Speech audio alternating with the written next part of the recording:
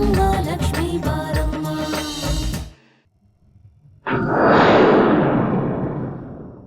ಏನಮ್ಮ ಎಲ್ಲ ಸರಿ ಇದೆ ತಾನೆ? ಇಲ್ಲ ಚಂದು, ಏನೂ ಸರಿ ಇಲ್ಲ. ಇಷ್ಟೊಂದು ಅರ್ಜೆಂಟಾಗಿ ಕರೆದ್ಬಿಟ್ಟು ಈಗ ಏನೂ ಸರಿ ಇಲ್ಲ ಅಂದ್ರೆ ಏನಮ್ಮ ಅರ್ಥ? ಹಾ,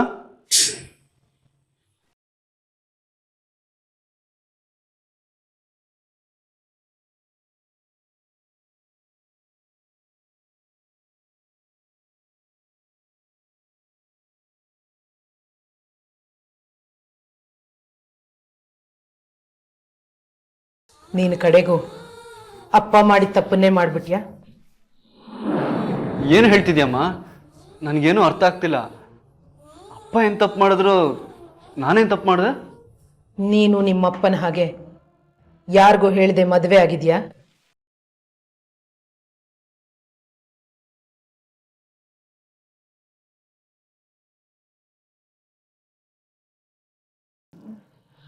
ನಾನು ನಿಮ್ಮಮ್ಮ.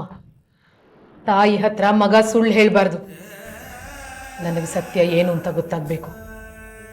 ಅಮ್ಮನಿಗೆ ಹೇಳು, ನಿನಗೆ ಮದುವೆ ಆಗಿದ್ಯಾ? ಅಮ್ಮ, ನೀನು ಏನು ಹೇಳ್ತಿದ್ಯಾ, ಏನು ಕೇಳ್ತಿದ್ಯಾ? ನನಗೇನು ಅರ್ಥ ಆಗ್ತಿಲ್ಲಮ್ಮ. ಈಗ ಅರ್ಜೆಂಟಾಗಿ ಆಫೀಸಲ್ಲಿ ಕೆಲಸ ಇದೆ, ಅದು ಮುಗಿಸ್ಕೊಂಬಂದು ಸಂಜೆ ಮಾತಾಡೋಣ, ಆಯ್ತಾ? ನನ್ನ ಪ್ರಶ್ನೆಗೆ ಉತ್ತರ ಹೇಳಿದೆ ಒಂದೇ ಒಂದು ಹೆಜ್ಜೆನೂ ಮುಂದಿಡೋ ಹಾಗಿಲ್ಲ. ಇದು ನನ್ನ ಆಜ್ಞೆ. ನಾನು ಕೇಳಿದ ಪ್ರಶ್ನೆ ಅರ್ಥ ಆಯ್ತಲ್ವ ನಿನ್ಗೆ? ನೀನು ಮದುವೆ ಆಗಿದೀಯಾ?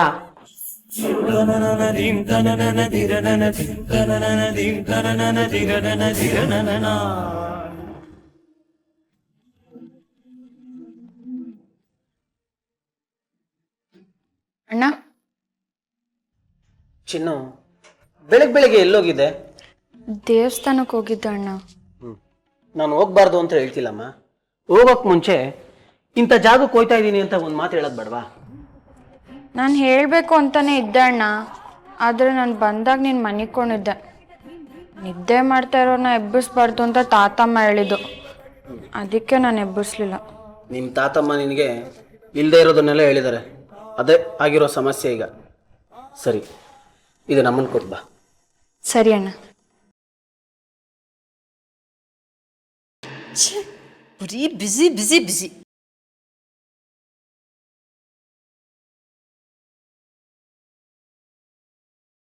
ಚಿನ್ನು ಬೈಲಿ. ಜ್ಯೂಸ್ ಯಾರಿಗೆ ತಗೊಂಡೋಗ್ತಿದ್ಯಾ? ಅವನಿಗೆ. ಅದಕ್ಕೆಗಾದ್ರೆ ನೀನೀಗ ಜ್ಯೂಸ್ ತಗೊಂಡು ಹೋಗದೆ ಇರೋದೇ ಒಳ್ಳೇದು. ಯಾಕೆ ಅಂದರೆ ಅಮ್ಮ ಮಗ ಇಬ್ಬರು ಬಾಗಿಲು ಹಾಕ್ಕೊಂಡು ಮಾತಾಡ್ತಿದ್ದಾರೆ. ಅದಕ್ಕೆ ಬಾಗಿಲು ಹಾಕ್ಕೊಂಡು ಮಾತಾಡ್ತಿದ್ದಾರೆ ಅಂದರೆ ಚಂದು ಏನೋ ಮಾಡಬಾರ್ದನ್ನು ಮಾಡಿದ್ದಾನೆ ಅಂತಾನೆ ಅರ್ಥ. ಯಾಕೆ ಚಿಕ್ಕಿ ಅಕ್ಕ, ಅಂಥದ್ದೇನಾಗದೆ? ನನಗೂ ಗೊತ್ತಿಲ್ಲ, ಆದರೆ ಅದಕ್ಕೆ ಯಾಕೋ ತುಂಬ ಡಿಸ್ಟರ್ಬ್ ಆಗಿದ್ದಾರೆ. ಅದಕ್ಕೆ ಸಾಮಾನ್ಯವಾಗಿ ಯಾವುದಕ್ಕೂ ತಲೆ ಕೆಡ್ಸ್ಕೊಳ್ಳೋರು ಅಲ್ಲ, ಕೋಪ ಮಾಡ್ಕೊಳ್ಳೋರು ಅಲ್ಲ. ಆದರೆ ಅವ್ರು ಕೋಪ ಮಾಡ್ಕೊಂಡಿದ್ದಾರೆ ಅಂದರೆ ಇವನು ಅದೇನೋ ಮಾಡಬಾರ್ದನ್ನು ಮಾಡಿರ್ತಾನೆ. ಏನು ರಾಮಾಯಣ ಮಾಡಿದಾನೋ ಆ ದೇವರಿಗೆ ಗೊತ್ತು. ಅದಕ್ಕೆ ಕೋಪ ಬಂದರೆ ಅವ್ರನ್ನ ಸಮಾಧಾನ ಮಾಡೋಕ್ಕೆ ಆಗಲ್ಲ. ತಾಯಿ ಮಗ ಏನಾದರೂ ಮಾಡ್ಕೊಳ್ಳಿ, ನೀನು ಮಾತ್ರ ಅವರಿಬ್ಬರ ಮಧ್ಯೆ ಹೋಗಬೇಡ. ಈಗ ಒಂದು ಕೆಲಸ ಮಾಡು, ಈ ಜ್ಯೂಸ್ನ ನನಗೆ ಕೊಡು. ಅದಕ್ಕೆ ಕೋಪ ಇಳಿದ್ಮೇಲೆ ಆಮೇಲೆ ಅವರಿಗೆ ಫ್ರೆಶ್ ಆಗಿ ಇನ್ನೊಂದ್ಸಲ ಜ್ಯೂಸ್ ಮಾಡಿಕೊಡು, ಓಕೆನಾ? ಅವಂಗೆ ಯಾಕೆ ಕೋಪ ಬಂದದೆ ಅಂತ ನಂಗೆ ಗೊತ್ತು ಚಿಕ್ಕಿ ಅಕ್ಕ. ಅವ್ರ ಕೋಪಕ್ಕೆ ನಾನೇ ಕಾರಣ.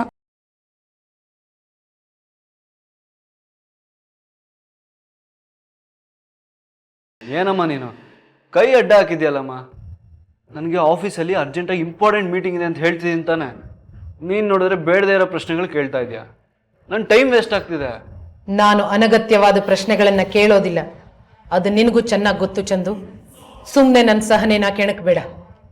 ನನ್ನ ಪ್ರಶ್ನೆಗೆ ಉತ್ತರ ಬೇಕು ಅಷ್ಟೇ ನನಗೆ. ನಿನ್ನ ಮದುವೆ ಆಗಿದೆಯಾ?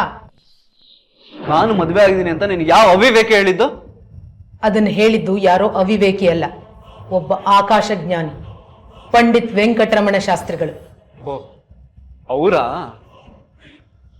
ಅವ್ರನ್ನ ಭೇಟಿ ಆಗಕ್ಕೆ ಯಾವುದೋ ಹಳ್ಳಿಗೆ ಹೋಗಿದ್ವಲ್ಲ, ಅವರೇ ತಾನೆ?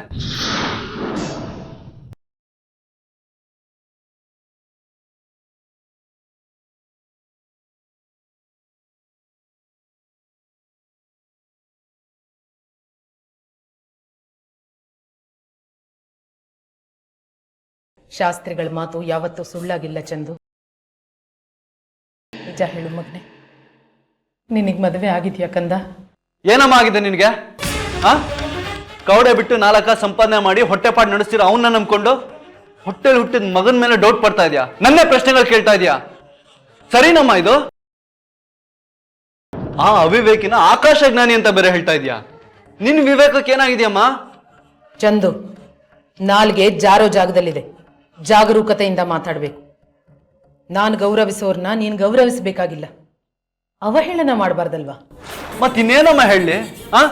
ಯಾವ್ದೋ ಜ್ಯೋತಿಷಿ ಹೇಳ್ದ ಅಂತ ಹೇಳಿ ನನಗೆ ಏನೇನೋ ಪ್ರಶ್ನೆ ಕೇಳಿದ್ರೆ ಕೋಪ ಬರಲ್ವಾ? ಯಾವ ಕಾಲದಲ್ಲಿ ಇದ್ದೀರಾ? 21ನೇ ಶತಮಾನ ಕಣಮ್ಮ ಇದು.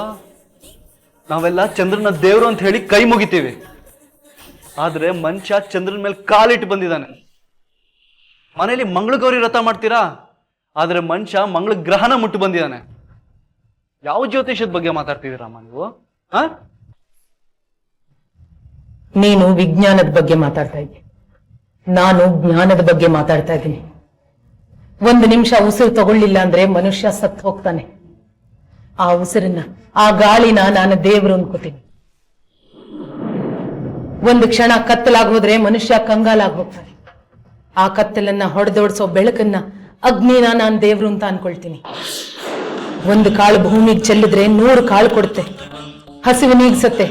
ಆ ಭೂಮಿನ ನಾನು ದೇವ್ರು ಅಂತ ತಿಳ್ಕೊತೀನಿ.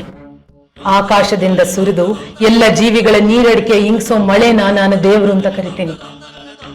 ಆಳ ಎತ್ತರ ಅಗಲ ಇಲ್ಲದಿರೋ ಆಕಾಶನ ಅಲ್ಲಮ್ಮ ಪ್ರಭು ಬಯಲು ಅಂತ ಕರೀತಾನೆ. ಈ ಪಂಚಭೂತಗಳು ನನ್ನ ನಂಬಿಕೆನ ಕಟ್ಟಿಕೊಟ್ಟಿವೆ, ಇದು ನನ್ನ ನಂಬಿಕೆ.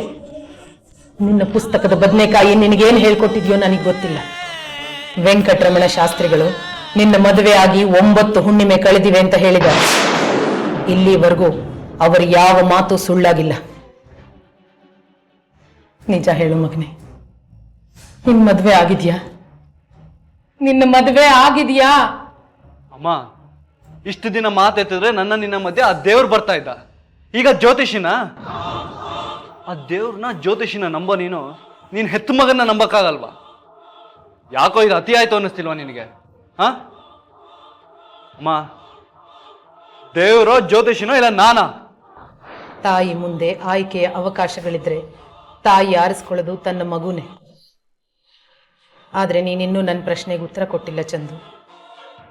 ನಿನಗೆ ಮದುವೆ ಆಗಿದೆಯಾ?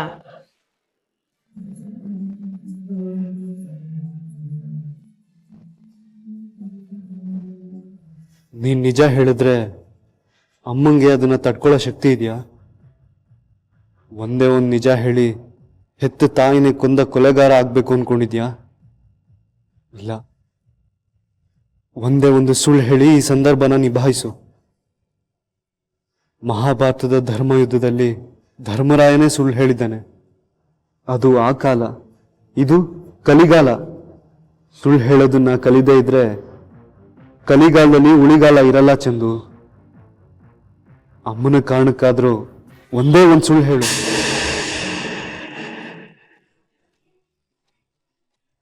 ಅಮ್ಮ, ನೀನ್ ನಂಬಿದ್ರೆ ನಂಬು, ಬಿಟ್ರೆ ಬಿಡು.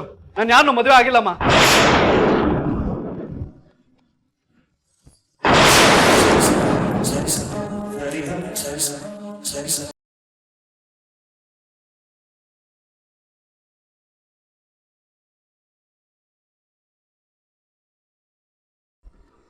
ಅಯ್ಯೋ ದೇವ್ರಿ, ಏನಪ್ಪ ಇದು?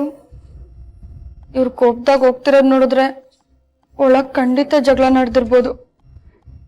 ಅವ್ವ ಏನಾದ್ರೂ ಇವ್ರ ಮದುವೆ ವಿಷಯ ಕೇಳಿದ್ರು ಇವ್ರು ಏನ್ ಹೇಳಿರ್ಬೋದು? ತುಂಬಾ ಭಯ ಆಗ್ತಾ ಇದೆ. ಏನ್ ಮಾಡೋದು ಇವಾಗ? ಏನಾಗಿದೆ ನನಗೆ? ಯಾಕೆ ಏನೇನೋ ಯೋಚನೆ ಮಾಡ್ತಾ ಇದ್ದೀನಿ? ನನ್ನ ಮನಸ್ಸು ಯಾಕೆ ಲಂಗು ಲಗಾಮಿಲ್ಲದ ಹುಚ್ಚು ಕುದುರೆ ಹಾಗೆ ದಿಕ್ಕು ದೆಸೆ ಇಲ್ಲದೆ ದಾರಿಯಲ್ಲಿ ಓಡ್ತಾ ಇದೆ? ನಾನು ಹುಟ್ಟಿಸಿ ಬೆರಳು ಹಿಡಿದು ನಡೆಸಿ ಪಾಠ ಕಲಿಸಿದ ನನ್ನ ಮಗನ ಮೇಲೆ ನಂಬಿಕೆ ಇಲ್ವಾ? ಮಗನನ್ನೇ ನಂಬದೆ ಶಾಸ್ತ್ರಿಗಳ ಮಾತನ್ನು ಯಾಕೆ ನಂಬ್ತಿದ್ದೀನಿ? ಒಂದ್ ವೇಳೆ ಶಾಸ್ತ್ರಿಗಳು ಹೇಳಿದ ಸುಳ್ಳಾಗಿದ್ರೆ ಅವ್ರ ಲೆಕ್ಕಾಚಾರ ಯಾಕೆ ತಪ್ಪಾಗಿರಬಾರ್ದು? ಇಷ್ಟಕ್ಕೂ ಚಂದುಗೆ ಯಾರಿಗೂ ಹೇಳ್ದೆ ಮದುವೆ ಆಗೋ ಅನಿವಾರ್ಯತೆ ಅಗತ್ಯ ಏನಾದ್ರೂ ಏನಿದೆ? ಅವನು ಗೊಂಬೆನ ಪ್ರೇಮಿಸಿ ಅವಳನ್ನೇ ಮದುವೆ ಆಗೋಕೆ ಮನೆ ಬಿಟ್ಟು ಹೋಗೋಕ್ಕೂ ತಯಾರಾಗಿದ್ದ. ಅಂಥವನು ಮದುವೆ ಆಗಿದ್ದಾನೆ ಅಂದ್ರೆ ಏನರ್ಥ? ನನ್ನ ಚಂದು ಅಂಥವನಲ್ಲ. ನನ್ನ ಮಗ ಯಾವಾಗ್ಲೂ ಸರಿನೇ. ನಾನೇ ಯಾಕೋ ಅತಿ ಆಡ್ತಾ ಇದ್ದೀನಿ. ನನ್ನ ಮಗ ಹೇಳಿದ ಮಾತನ್ನೇ ನಂಬ್ತೀನಿ. ಹಾ, ಅಕಸ್ಮಾತ್ ಶಾಸ್ತ್ರಿಗಳು ಹೇಳಿದ ಮಾತೆ ನಿಜ ಆಗೋಗಿದ್ರೆ,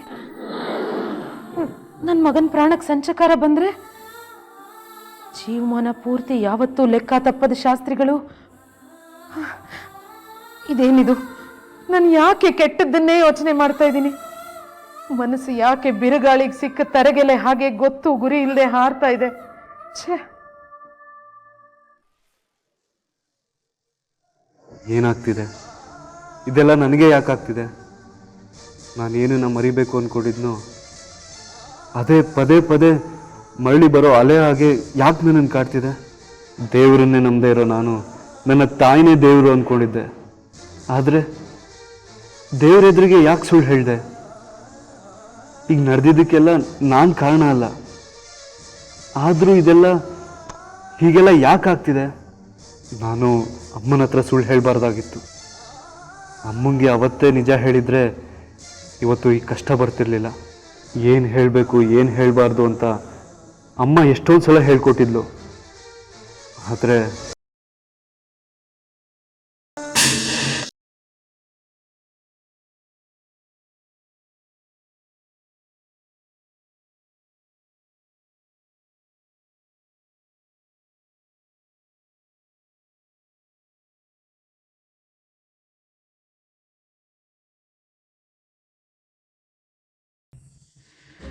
ಎಲ್ಲ ಸರಿಯಾಗೇ ಇತ್ತು.